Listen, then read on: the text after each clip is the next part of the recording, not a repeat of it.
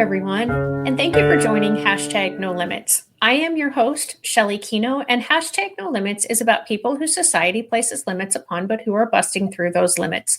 Ophelia says in Hamlet, "We know who we are, but not who we will be." And I believe that to be 100% true, and that there is no better or more beautiful example than the caterpillar turning into the butterfly. Quick science lesson for those who don't know. The caterpillar literally dissolves into its cells and then reforms into the butterfly.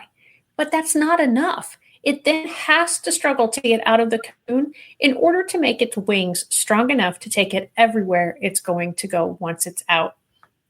None of that can be easy, I imagine, but neither is busting through limits that society places on us.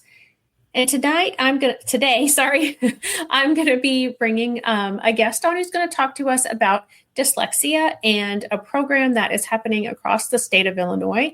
And before we bring her on, though, I do just want to remind you, if you are watch hashtag live, give us, oh my gosh, okay, hang on a second. Hashtag No Limits. I am your host, Shelly Kino. And Hashtag No Limits is about people who society places limits upon, but who are busting through those limits. I believe, oh my gosh, what is wrong with me? Hello, and welcome to Hashtag No Limits. I am your host, Shelly Kino. Hashtag No Limits is about people who society places limits upon, but who are busting through those limits. I believe that the caterpillar turning into the butterfly is the best example of that. The caterpillar literally dissolves into its cells and reforms into the butterfly. But that's not all. It then has to struggle in order for its wings to be strong enough to take it everywhere it's going to go. Ophelia says in Hamlet, "We know who we are," and I think the example I just shared with you is the best and most beautiful example of that. But it's not easy, and it's not easy to bust through societal limits either. I'm going to bring to you today Shira Ravi Shorts of Everybody Reads Illinois, and she's going to talk to us about dyslexia and a bill that is being talked about here in Illinois, and hopefully something that can be started around the rest of the country as well. But before I bring her on, I just want to remind you, if you are watching, give us a hashtag and where you're watching from, and also make sure that you like, subscribe, and share so that other people can listen and learn from Shira and all of the wonderful guests that I have. So without further ado, let me bring on Shira. Welcome, Shira. How are you doing? Great. I'm happy to be here. Thanks for having me. Yeah, absolutely. So tell the audience a little bit about yourself. So I got involved in this work many years ago. I started as a teacher, and I was actually a Hebrew language teacher. And when I was teaching Hebrew, the classes were tracked. So they had given me the lower track of students. There was a low, middle, and high group. So I had the low group. And in that work, I started to reach out for help to the general studies teacher and say, it seems like all of my students have some sort of learning disability. I want to do what you do and teach them the Hebrew language that I was teaching the way she was teaching literacy skills. So I watched what she did. I kind of developed my own method of doing that for teaching Hebrew. After 10 years, I switched to general studies. And then I became certified in a reading program called SLANT. It's a structured literacy program. I'm sure we'll talk lots more about that. And after 25 years, I stopped working in the classroom and became an educational advocate. So now I advocate for students with all kinds of issues, including dyslexia, autism, anxiety, depression, ADHD, and mental health issues that are happening primarily since COVID. So that's what I do currently is advocate for students, and I am also currently the president elect of Everyone Reading Illinois, Illinois Dyslexia Association. That's wonderful. Thank you so much for all of that work and teaching Hebrew. That I have to say, you're the first person I've ever, I think, even known, let alone being a guest on Hashtag No Limits, that taught Hebrew. That's a really interesting language, and I don't think it's a really easy language to learn. Well, you do have to learn. It has, first of all, you read from right to left. So it's different than English. And then in Hebrew, you have consonants, but the vowels are separate. So they're underneath the consonants. So I grew up speaking Hebrew because one of my parents is Israeli, and my conversational Hebrew was perfect, pretty fluent, but my reading was poor. And this is how I always tell people that I believe, because I don't decode well in that language, that I am dyslexic. Because when I read without vowels, so you take the vowels out, I can read pretty fluently in Hebrew. But that's kind of the same as like in English when a couple of words are missing, but you know what the word is, you're not really decoding. You're kind of sight reading. And so I think that's what I probably learned how to compensate for in English and did very well with that. I was an English major in college, and, I got through school just fine.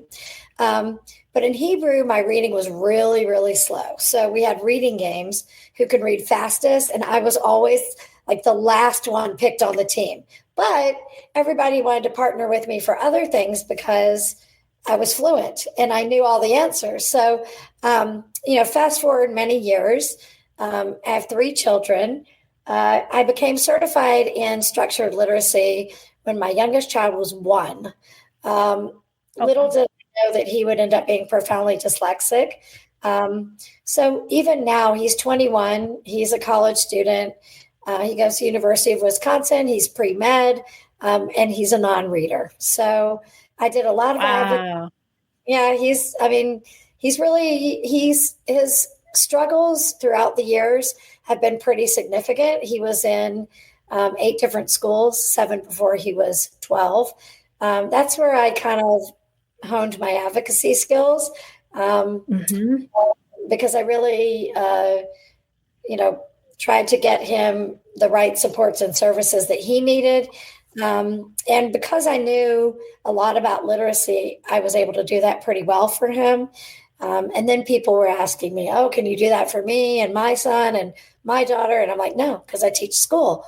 And then I was like, maybe I should do that. So then I stopped teaching, and I thought I was moving into helping people one by one with their personal child. And then once I turned 50, I sort of moved into, that's great to help people one by one, but it's also great to help everyone in our state. So I've been involved with Everyone Reading Illinois for at least a dozen years at this point, and have served in various roles. We do a lot of teacher professional development. We have parent conferences, and we, in general, support people who, are dyslexic or struggling readers throughout the state with various supports. So I don't think I really just did it for my son. I think he really didn't like my advocacy for him because he just felt like I was telling him he wasn't very smart. Yeah, I mean, that's the reality of many people who are dyslexic. When you want to help them, it's shameful. They live in shame because they struggle. And so once they're reached the right way with the right kind of supports, their world can really open up. So we've done a lot of, great work in Everyone Reading Illinois, and I'm excited to share some of those things with you.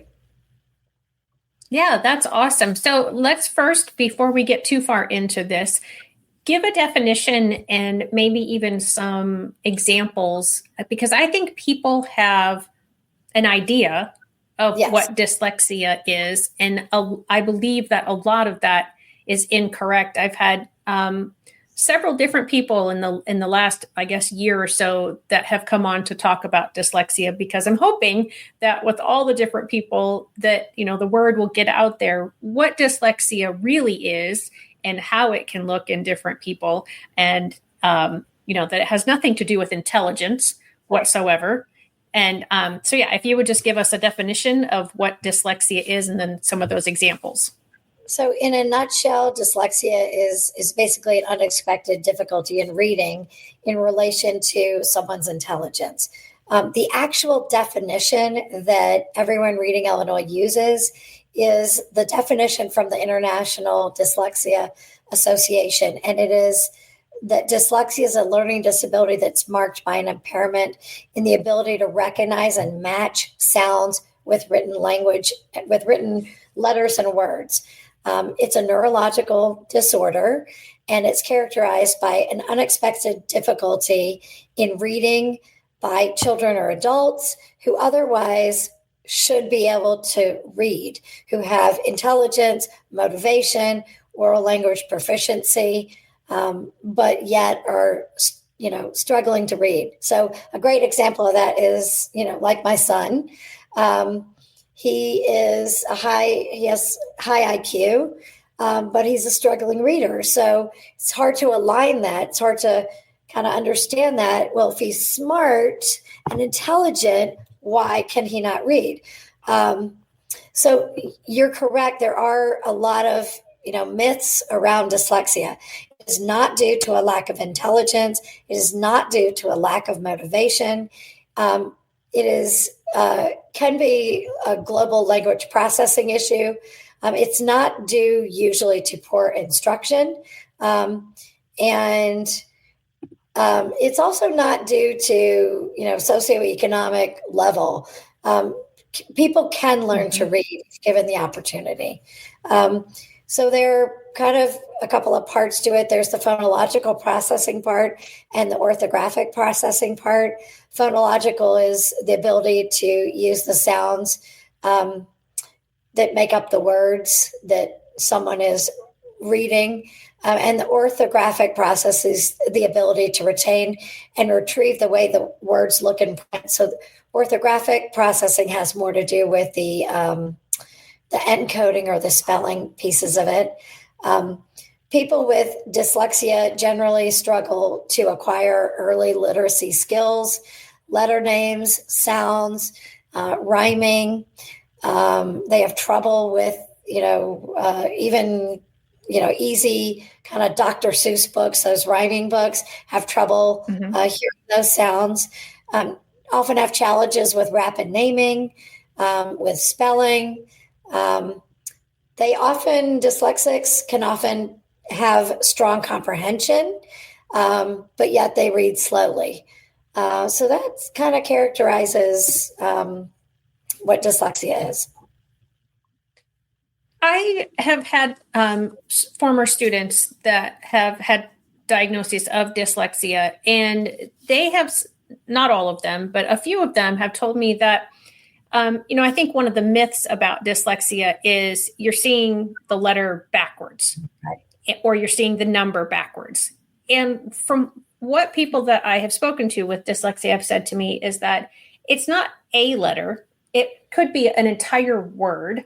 But also I've had some people tell me that the sentences will sort of come together, or the words come together, and then the person's brain has to decipher, if it's saying this is, they'll see THISIS all as one word, and they'll have to figure out where the separation is.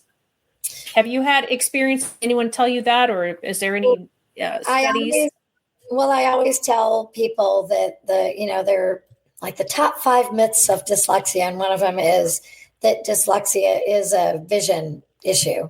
And it's really not. There is a very big difference between vision issues, which there can be vision issues, but even remediating vision issues is not going to teach you to learn how to read. So you're still going to have to learn how to read. What I find is probably a reason why people say that, letters are jumping off the page, or reversals, or B's or D's, P's and Q's, is really because of the rapid naming issue and the issues with that matching the sounds to the letters. So they look alike, they're not alike.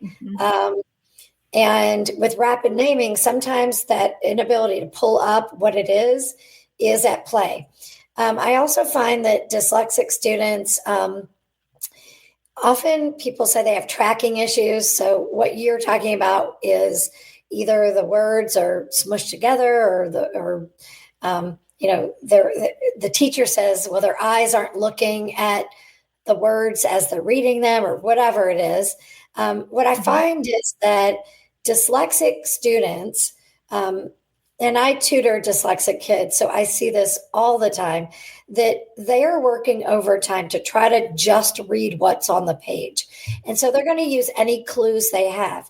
They're very used to using compensatory strategies to figure out what they're reading. That may mean that their eyes go to the end of the sentence, and then they kind of get the gist of it. They can guess at a word, or they can use context to say or pronounce a word, even though they're not decoding it. So I find that happens a lot. I actually have to unlearn or unteach kids that's not the way we read, and that you can slow it down and you can read and can use your decoding strategies to do that. So it really is not a vision issue. And I also know this because I asked my son's eye doctor, how come you've never diagnosed him with a vision disorder or a vision issue? He's dyslexic. And he said, because those are two different things. He certainly says I have patients that come to me that have vision issues, but that is not dyslexia. So that's what I can say about dyslexia. It really is one of the biggest myths of I've often had teachers say to me, he's not dyslexic. He doesn't confuse his B's and his D's. I'm like, well, that's nothing to do with it. So. Right. And that's why, like I said, I've had several guests in the last 8 to 12 months about dyslexia, because I know here in Illinois that we have a kind of a dyslexia handbook that was put out by the State Board of Education that kind of gives us guidance of some strategies and tips to implement in the classrooms, and also, things to look for to help us know if somebody should be evaluated for special education. And just for those who may not know, dyslexia, and you mentioned this earlier, does fall under the umbrella of specific learning disability. And a lot of states across the country, and even here in Illinois, a lot of districts still do not like to put the word dyslexia on the IEP if the student is found eligible for a specific learning disability. But they absolutely can. And so what would you say are the pros and cons to just leaving the umbrella term of specific learning disability versus having that and dyslexia specifically noted as the specific learning disability? So a couple of things. First, I'm glad you mentioned the dyslexia handbook. So it was put out by the Board of Education, written by people like me. So I actually served on the committee who I didn't write the initial version of it. People from Everyone Reading Illinois were involved in the writing of that initial document. But I have served on the committee of the last 2 revisions of the dyslexia handbook. So it is a work in progress always, and it will continue to be as we learn more and more about dyslexia, about interventions, and about supports. and that's always changing, especially with technology. So that document is a great document to begin to look at as a roadmap of sorts for both teachers and for parents or caregivers. And as far as the umbrella term of specific learning disability, there are, disability categories. We can't have, I think it would be very difficult to, first of all, dyslexia is in the state code. The word dyslexia is in the state code. Everyone reading Illinois worked hard to get it in the state code, so it is in there. But with regard to special education eligibility, I think if we tried to pull out every subcategory of disability under specific learning disability, it would be very confusing. So I personally am not one of those people that is #say dyslexia, although I know many people that are, and I understand why they feel that way. But specific learning disability is the overall term, the umbrella term. And then underneath it, it is always categorized as in what. So it can be a specific learning disability in comprehension, in decoding, in encoding, in vocabulary. It can be math. It can be calculation. It can be operation, conceptual knowledge. So, those subcategories are in there because they need to align to a specific goal of what the deficit area is. So for now, I'm okay with the umbrella term as long as it's categorized underneath. And there are boxes to check on an IEP of what the specific learning disability is. So hopefully that answers it. Yeah. And I have the dyslexia handbook. I'm going to pull that up. I have it minimized on it's a shortcut, I should say, on my computer because I have referenced it so often and it's just easier now for me to do it that way. But in doing that, what I realized, because I was going to share the link, is I don't have the link to share. So if you don't mind, what I want to do is, maybe have you just talk about it a little bit, what's in the handbook and, how people can utilize it. And then I'm going to try to get the link really quick so that I can share that as well while you're kind of talking about the handbook itself. Okay. Well, the handbook, it's a little complicated because the handbook is actually, you can get to it by just looking up Dyslexia Handbook for Illinois, but it's also linked to the state literacy plan. So I was also on the committee that wrote the Illinois State Board of Education literacy plan. Unfortunately, our entire, and it was a group of 20 people, and we all have to agree on things. I wanted to go further and further and align it more with dyslexia. It is the literacy state's handbook, but yet it only mentions dyslexia once or twice in the entire document. And one of those is the link to the dyslexia handbook. So the handbook, it really does talk about, if you want to know things about the literacy plan, the laws about dyslexia, characteristics of dyslexia, how the brain learns to read, early signs of dyslexia in terms of what it looks like through the grade levels. It talks about how to screen, what schools do for screening and assessments for dyslexia, then it moves into interventions for dyslexia. And then it also shares components of what an effective literacy plan looks like. It describes structured literacy and why that's important. And then, just general information about dyslexia for professionals. Divided can be for professionals, can be for caregivers, So, and administration also. So that's pretty much what's in the handbook. Awesome. And it's 185 pages long. And I have put the link here on the screen. It is www.isbE.net/documents/dyslexia-handbook.pdf. And I love it because, as I said, I go to it often. I tell people that it's out here.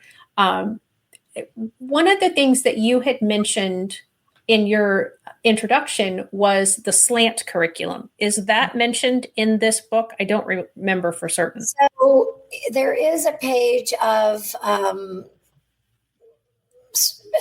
instructional programs that use structured literacy that are like quote unquote approved for use. And slant is one of those, along with many others, which you've probably heard of, like Wilson. I think, not sure what other ones are in there. That was not a section I worked on, but I mean, right. We had to divide this up. So, right. I think that's also in the section. There's an added section of, for more information links you can click on of toolboxes. It's a toolbox. So it should be in the toolbox section. Okay. What programs are kind of not approved, but are, approved by the International Dyslexia Association at this point. So those are it's such a fabulous document, and I'm just kind of scrolling through it probably too quickly for anybody to really read anything that is here, but it just gives such amazing information. And I think I'm going to stop sharing just so that, because like I said, I'm probably scrolling through it too fast for anybody to read it. But I really think, depending on who you are, if you're a caregiver, parent, look at that section first. You don't have to read the whole thing. Right. If you're an educator, there's an educator section. You certainly can look at that section. It really is comprehensive. Look, it started out when I started working on the handbook, it was less than half this size. And now we've grown it because we know that we need more information in there, and there's a lot to know and a lot to learn. Yeah, it is. It's such a eruption of information Yes. as far as dyslexia is concerned, and also dysgraphia, which I know that's not your arena, but and I never pronounced this one right. Dyscalculia. Yeah. Yeah. And all of those fall under that specific learning disability. So being an advocate, I actually, have to kind of spread my expertise across pretty much everything educationally. Mm-hmm. Right. Unfortunately, I've had 3 kids go through school, and, so I know curriculum, like where is a 5th grader, in math in January? Where do they need to be? I can tell you, these are the things that advocates learn and are able to know and, support parents with when they say, is my kid, a 3rd grader and they're writing a paragraph? Is that right? And I can say, well, so that would be the dysgraphia pieces. What does it look like? What do what do they need to know? And what are the supports and interventions that can be put in place to support someone with dysgraphia also? There are comorbidities with dyslexia. Dysgraphia is certainly one of them. It makes it very difficult to be able to, get written work out, produce written work, if you're struggling with your decoding and encoding and you haven't mastered those skills. You're going to be delayed also. So with your written expression. So they really do go hand in hand, and it's really important for educators to, and parents and caregivers to support those skills simultaneously.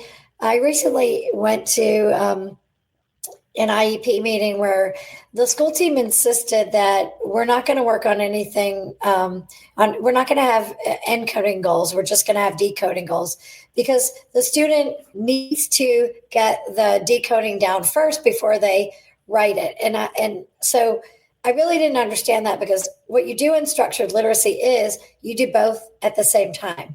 So you know that the student has mastered something when they're able to both read it and write it. So the decoding and the encoding piece are partner skills.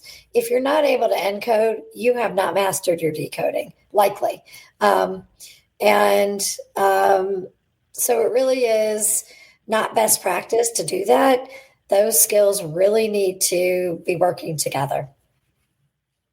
Yeah, and I am also an advocate. And how do we get schools to do what they preach? They talk about follow the science. They talk about, do the research and do what the research says. But we have all of this research that talks about lots of different things, not just this particular part, but yet there are so many schools that I go into these IEP meetings, and I feel like these people have been under rocks for ages because they are still doing things that we were doing 10, 15, 20 years ago. So I never fault teachers for the fact that their administration may not be supporting them with what they need to learn, and even higher educational institutions that are not teaching what people need to learn. So when I was going through school, I did not learn this either. I took it on myself. That's why I became certified in slant and have been a slant practitioner for 20 years. So I can tell you backwards and forwards, about the progression of skills that a student will need to learn for both decoding, encoding, written expression, and, literacy skills in general. But I did not learn that in school, unfortunately. And so I think if you, as a teacher or a parent, have not encountered Emily Hanford's Sold a Story, that really is what it's all about. We've been talking about the lack of all of the things that are lacking with regard to literacy instruction for years. And along comes this investigative reporter who does a much better job at articulating all of these, pitfalls in education than we have done. And now it's become a national problem. So if you haven't listened to Sold a Story, I would, listen to that first and then begin to investigate on your own. What is it and how can we do better?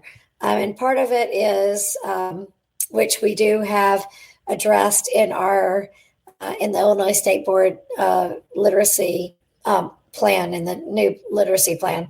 How do we work with institutions of higher education, and what do teachers need to know and be able to do in order to provide proper literacy instruction? And 95% of the teachers I've encountered are hungry and eager to learn those things. And they, it's a matter of time, money, funding to get them what they need.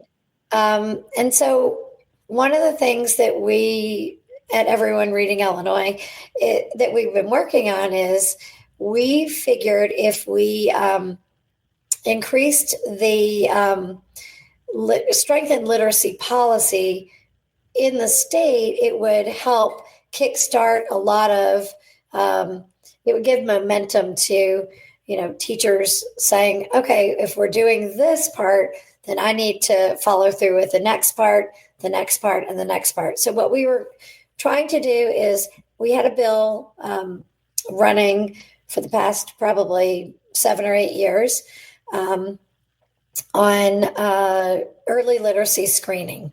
So 42 states have already passed mandated early literacy screening for kindergarten to second or even third grade in some states, that mandates that every student is screened. A screener is different than an assessment. It's a quick, short, 10 to 15 minute screen to determine if a student is a struggling reader and where the gaps might be, with the intention that there is an aligned intervention that may help keep them out of the special education system. So Illinois is a state that is very much local control. And with local control, people who believe in local control do not believe in state mandates and do not want legislators mandating what teachers need to do. So that bill was very difficult to get passed. We had an opportunity this year to either drop the bill completely or change the bill into a data collection on whether schools are screening for, reading struggles. And it's not screening for dyslexia, it's screening for any kind of struggle with literacy skills. And so the bill passed. It is in the process of moving to the governor's office right now to be signed. I think he had 60 days to sign it. So since it passed, he's probably got another 30 days or so to get it signed. So we're waiting on that. But the bill is again, it's a data collection on, and it really just answers, do you screen? What screener do you use? What grades do you do it in? And with what students? So we figured we can either get nothing or we can get that. And we chose to get that in hopes that we learn a lot and we're able to, moving down the road, use that information to strengthen our literacy policy even more. And schools will recognize what they need to do moving forward. Yeah, that's fantastic. I noticed, and I've seen this before in looking at the dyslexia handbook, that a lot of it relies and draws from the science of reading. And there's so much about the science of reading that when I was a kid and being taught how to read, I feel that a lot of that was the skills and the ways. And then somewhere, between the late 1900s and now, for the last, 20 or 25 years, maybe even longer, there was this shift. And now it's like, oh, okay, now we really do have the science behind that this is the correct way for, I'm not going to say everybody, but more people than the whole language approach and the, what I don't know what they've all been called over the years, but I know kind of whole language. Right. Balanced literacy. Yeah. And so I'm appreciative as an educator, especially, but as a citizen, because if the whole school to prison pipeline, and, if that's been talked about before on my shows as well, but just briefly, it's by the time students are in the third grade, depending on how far they are behind in their reading, they say, okay, well, in 15 years from now, we're going to need X number of prisons because this many students are so below in their reading abilities, and they're going to turn to crime, basically, is kind of the gist of it. Is that correct?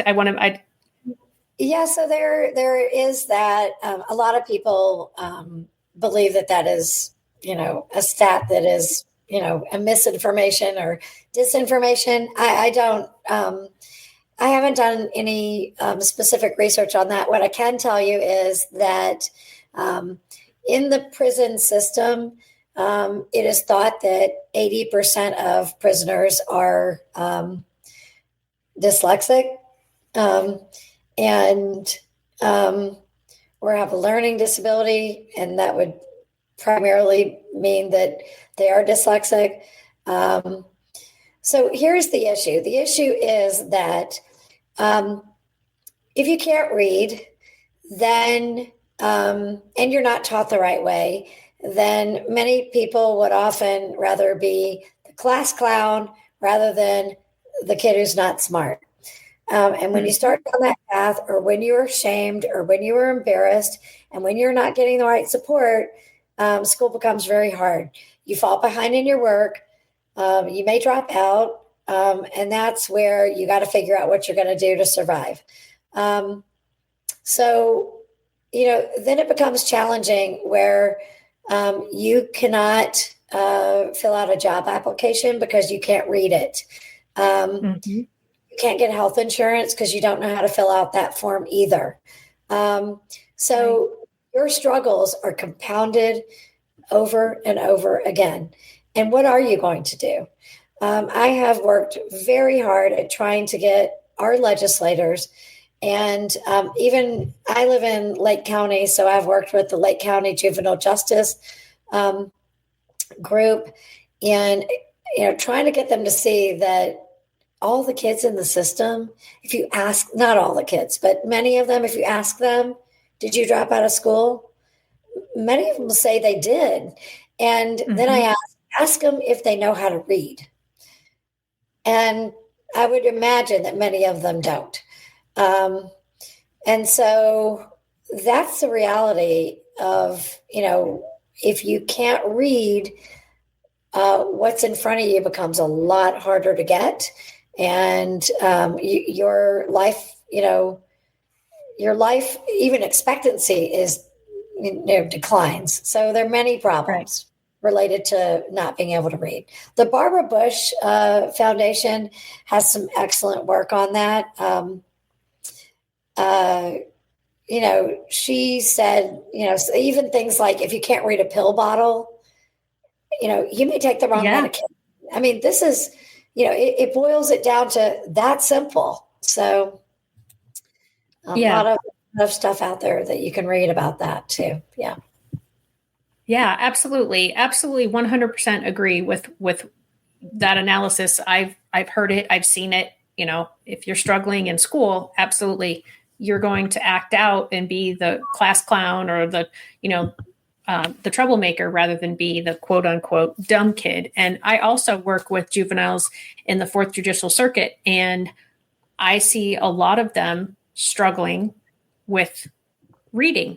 And absolutely what you said, and what I alluded to before is, as a citizen, I want the students to know how to read and to do basic math. And I don't just want them getting pushed from grade to grade to grade because it's easier.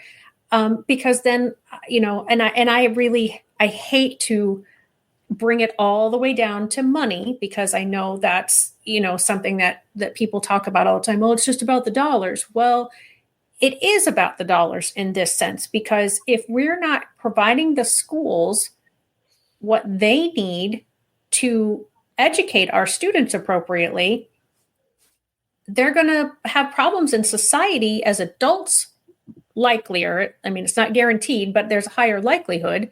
And so we're going to pay for them in that aspect. So to me, it's much more logical to give them what they need and support them and provide the proper education for them.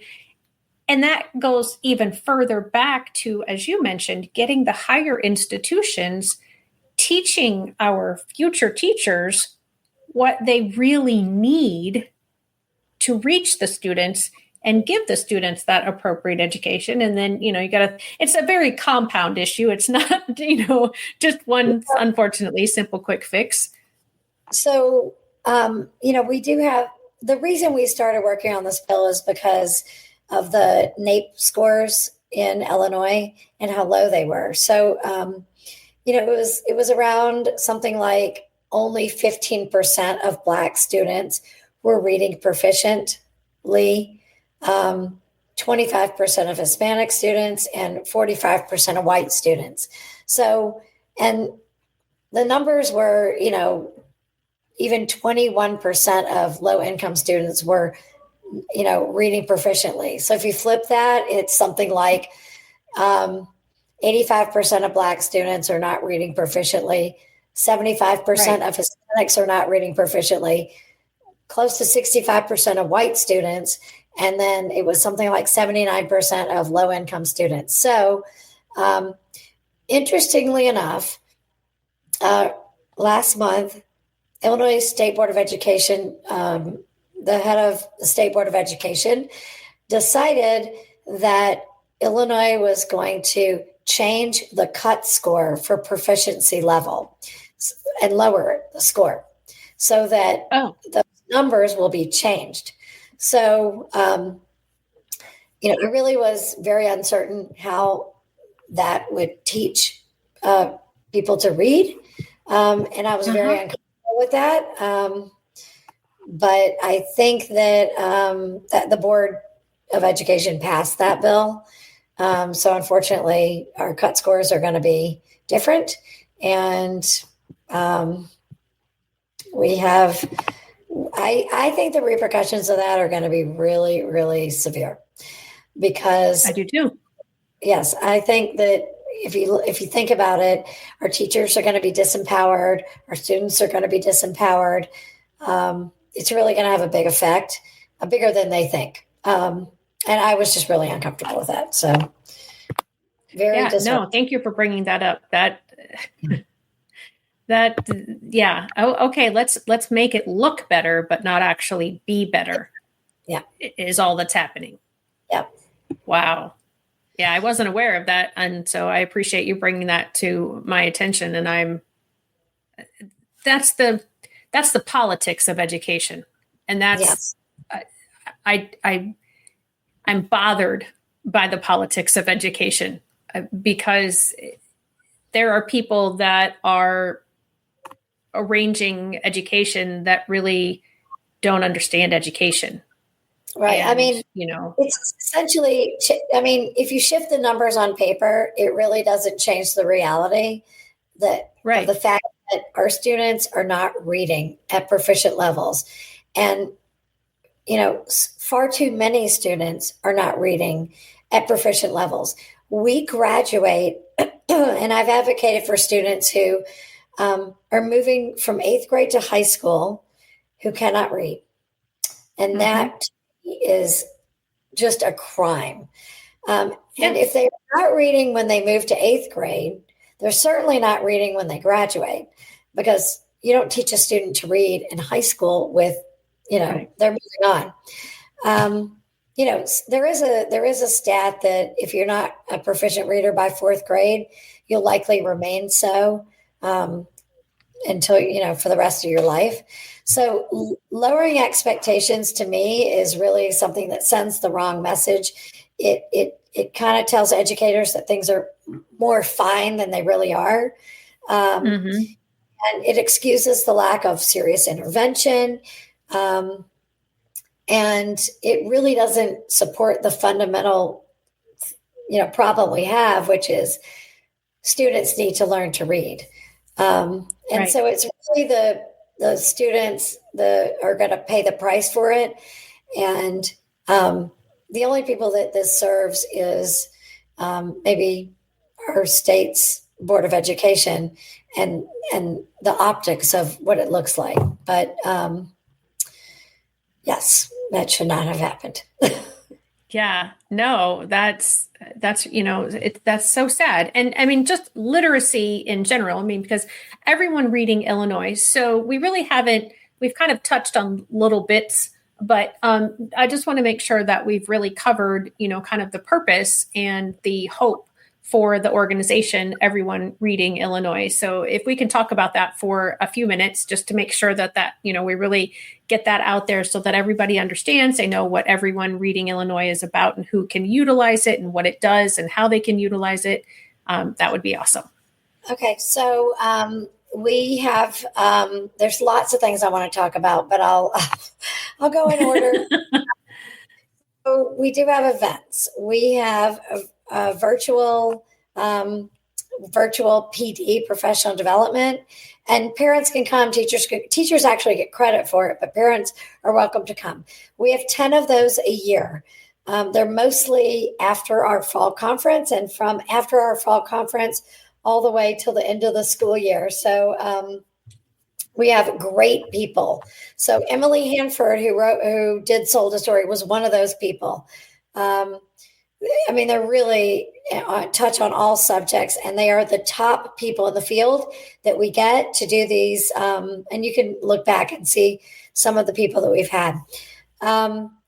In October, we have our fall conference, and it's really for educators.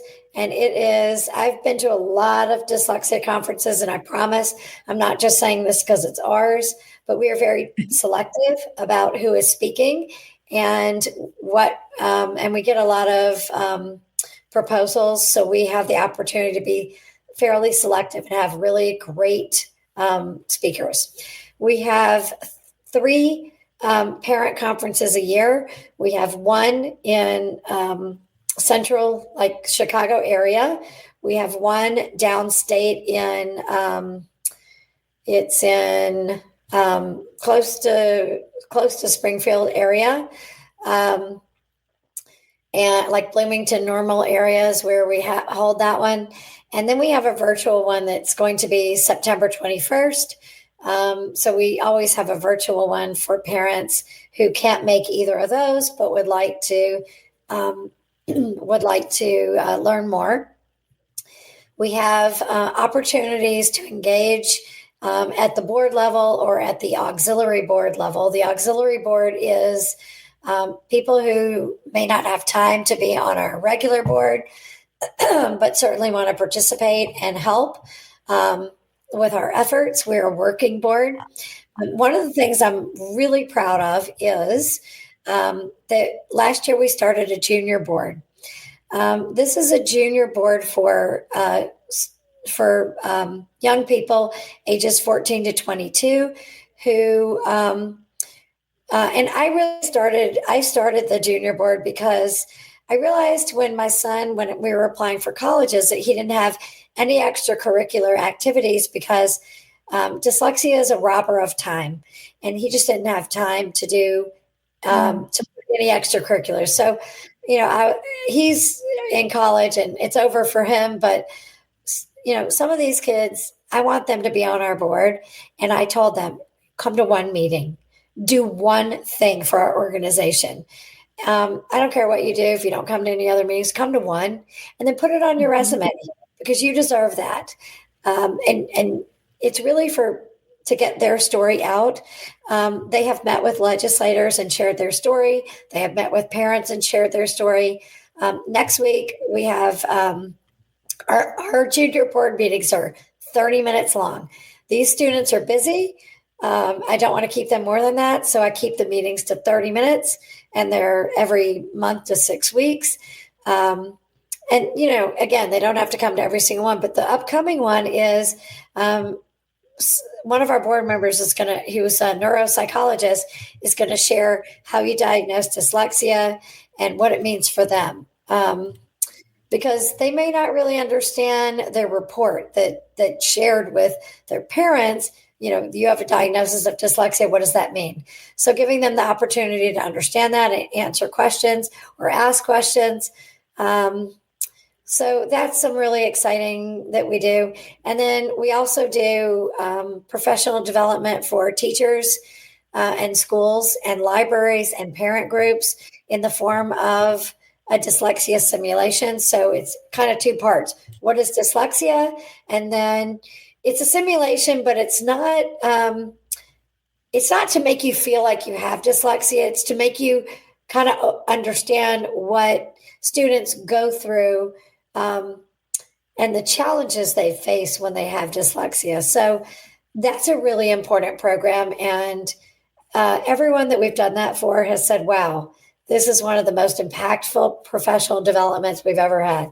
So we love putting that one on for people. And if you're interested, all of this stuff is on our website. And I am grateful to you for sharing this website with everybody, because it is hard to get the word out. So thank you.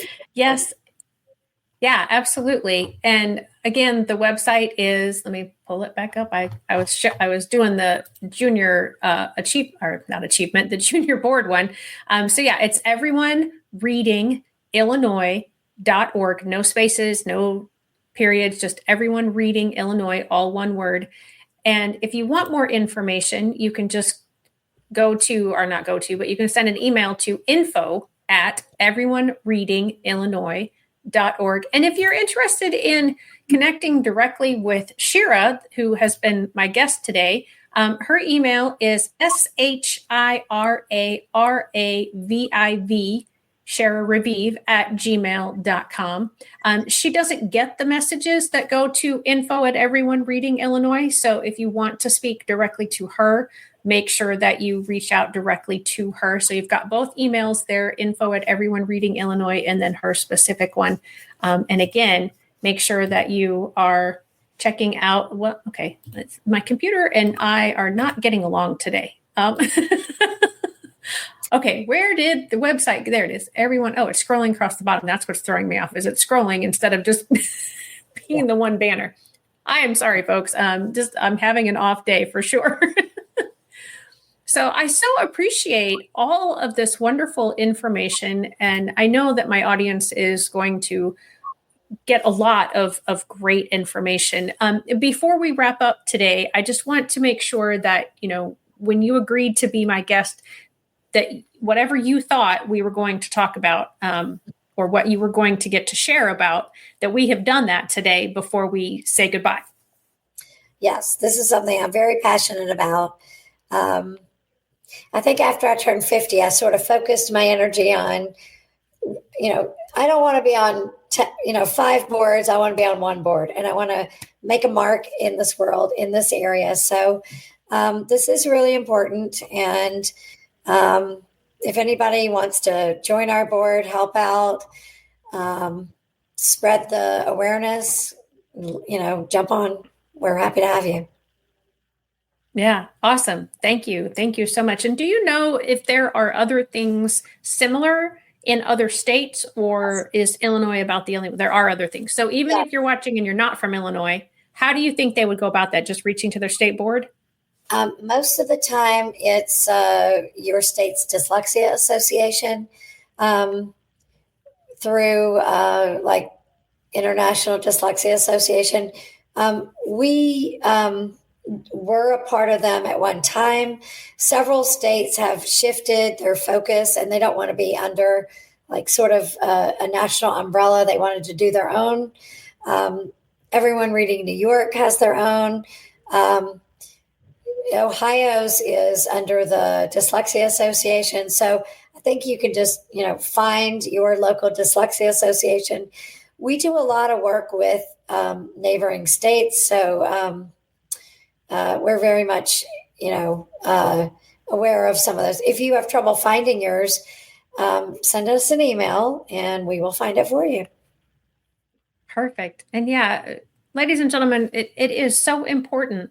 A couple of weeks ago, my guest was from Read 21, and she has a program that she's developed that she can teach people virtually to read within 21 days, get a lot of basic words down. And so, if we can work together and all these different organizations, that's one of the main reasons I do #NoLimits, is because I don't want people's potential to be limited by who they are in that particular time in their life when you interact with them. And for us, especially as educators or society, to look at children and say, oh, they're only going to get to here. When they could, if they had the right supports, if they had what they needed, they could really go here or beyond. We need to, this is important to everyone in society. It's not just if you have kids in school today, tomorrow, next year, or the year after. It's all of society, as we talked about, being able to read a pill bottle, being able to read the traffic signs, because so many of the signs are going digital. So you can't necessarily do it by color and shape. You're going to have to be able to read signs, being able to, know to Google something if you have to type it in, and then being able to read whatever it tells you. So all of these things, reading is a part of our lives. And if we can get everyone reading at a basic level, but even higher would be better. That's what we need to do, in my opinion, my humble single person opinion. I think Shira agrees with me. I have an idea for your next guest. Okay. The junior board. You need to have some of those young people on your podcast. Yeah. They would be. That would be awesome. Yes. You can invite, a handful of them. They are unbelievable young adults. They are terrific. Oh, that's fabulous. Yes. I'm happy to connect you with them. And anybody, who's listening to this, if you would like your, young person to join our board, there is a place on the on our website to apply for that. So perfect. Yep. And I've stopped sharing the website, so I can't pull that back up right away. But just go to that website, everybodyreadingillinois.org, and check that out. And yeah, look for a future episode where members of the junior board will be my guests. So on that note, thank you again, Shira, for being my guest today. And for all of you who joined us, make sure that you are subscribing so you don't miss an episode, but especially now the follow-up episode with some of those junior board members. And remember, guys, we know who we are, but not who we will be. Have a great week.